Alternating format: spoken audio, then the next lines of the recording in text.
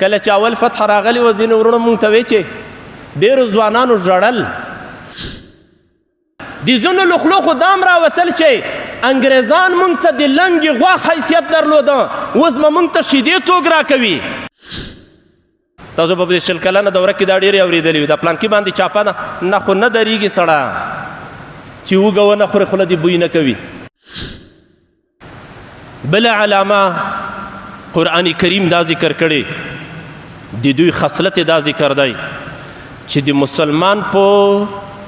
خوشحالی باندې په ترقی او فتح باندې خفه کیږي او د مسلمان په ضرر باندې خوشحاله کیږي الله هم دې وساتي کله چې کوم مسلمان کوم مجاهد کوم د مجاهدینو مشر شهید شي دوی خوشحال وي او کله چې بیا فتح او غلبه وي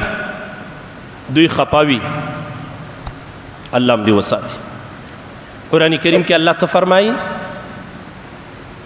ان تصبکم حسنة تسؤهم وان تصبکم سیئة یتولوا وهم فرحون کله چې تاسو ته یو خوشحالي ورسیږي حسنه او ښېګړه تسؤهم دغه منافقان دا ستاسو خوشحالي خفه کوي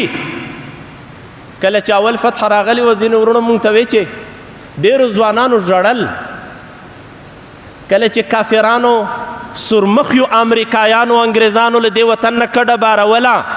الله اکبر زما د مسلمان په کور کې زیږېدلي ځوان اوښکې تویولې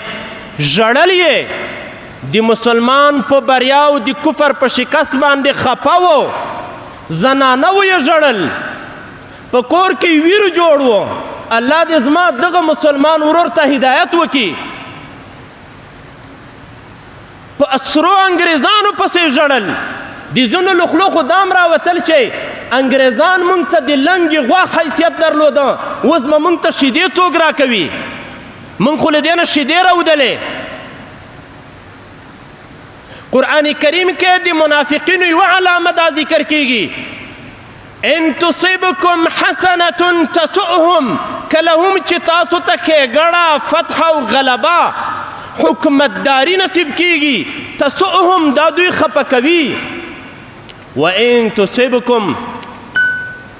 مصیبة یقولون ويتولوا يقولوا قد أخذنا أمرنا من قبل ويتولوا وهم فرحون کله چې تاسو ته مصیبت رسیږي نو دوی وایي دې خلکو ته مخکې نه مونږ ویلي وو چې احتیاط کوئ دوی احتیاط نه کوو مونږ احتیاط کوو ځکه مونږ ته تکلیف نه دی رسېدلی تاسو په دې شل کلنه دوره کې دا ډېرې اورېدلې وي دا پلانکي باندې چاپه ده نه خو نه درېږي سړه چې وږه ونه خورې خوله دې بوی نه کوي دا متلونه تاسو ته یاد دي ځوانانو چې د کوم عالم په کور به چاپه وه د کوم مجاهد په کور به چاپه راغله په پټو سترګو به یې دا نه وي چې دغه انګریزانو بد وکړل په پټو سترګو به یې دا وي په ګرم نه دي چټي نه نیسي والله کوي چټي نیسي دا چاپه چټي نه ور باندې راځي مونږ ته ولې څوک څه نه وایي پلانکي ته ولې څوک څه نه وایي چټي نه نیسي چټي دا وجه دا ده هغه منافقانو خو به هم دا وي چې مونږ احتیاط کوو دا احتیاط نه کوي دې زمانې منافقانو خو به دا وي احتیاط مې احتیاط نه یادوو دا وي چې دای د مجاهدینو سره دی دای په دې بیکاره کارونو کې نعوذ بالله له جهاد نه بی په دې تعبیر کو چې دا په دې بګتو کې لاس لري بګتو کې یاد ولرئ چې چا هم جهاد ته د بګتو نه ویلي وي الله هم دې وساتي نوې کلمه دې ووایي قرآن کریم کې د یو منافق بیان الله دا کوي غزوه تبوک ته چې کله دوی تلل الله عز وجل د ده بیان داسې فرمایي چې ځینو له منافقینو څخه داسې دي ومنهم من یقول ائذن لي ولا تفتني ځینې منافقان وایي ما ته اجازه وکړه زه به په دې کور کې کینم او ما په فتنه کې ما اچوه جهاد ته تګ فتنه باله لکه د دې زمانې خلکو چې جهاد بګتې بللې نن د همغه بګتو چې دوی بګتې ورته وې فتح راغله او ټول ترې مستفید دي، ټول دغه آرام سپین بیرغ لاندې آرام ژوند لري. خو هغه پرونی مجاهد خړ پړ مجاهد چې د خپل تن په وینو یې دغه فتحه مونږ ته راوړه، د هغه کارونه نه تعبیر په دې فتنو او په بګتو باندې کاوه. نو هغه منافق رسول الله صلی الله علیه وسلم ته وایي چې ما ته اجازه وکړه چې زه جهاد ته نه ځم او ما په فتنه کې مه ککړه وه، په دې فتنو کې ما اچوه. الله څه فرمایي؟ الا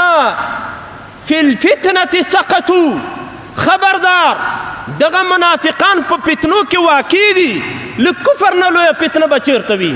د کفر د ملاتړ نه لویه فتنه به چېرته وي، ترک الجهاد د جهاد پرېښودلو نه لویه فتنه چېرته ده. دا زه نه وایم، دا د الله عز وجل کلام وایي. سورة التوبه کې الله فرمایي دا خلق په فتنه کې ککړ دي ککړ دي. دا کله چې مسلمان ته فتح او کامیابي نصیب کیږي دوی خفه وي، او چې کله بیا دوی ته شهادت نصیب کیږي بیا څه وایي؟ قد اخذنا امرنا من قبل، موږ مخکې نه لا د احتیاط تدابیر نیولي وو. ويتولوا وهم فرحون، او دوی راتاو شي او خوشحاله وي، خوشحالۍ کوي. ښه ده چې موږ له دوی سره نه وي، کنې موږ ته به هم دا تکلیف رسېدلی و. الله هم دې وساتي. دا د منافقت یوه بله علامه ده.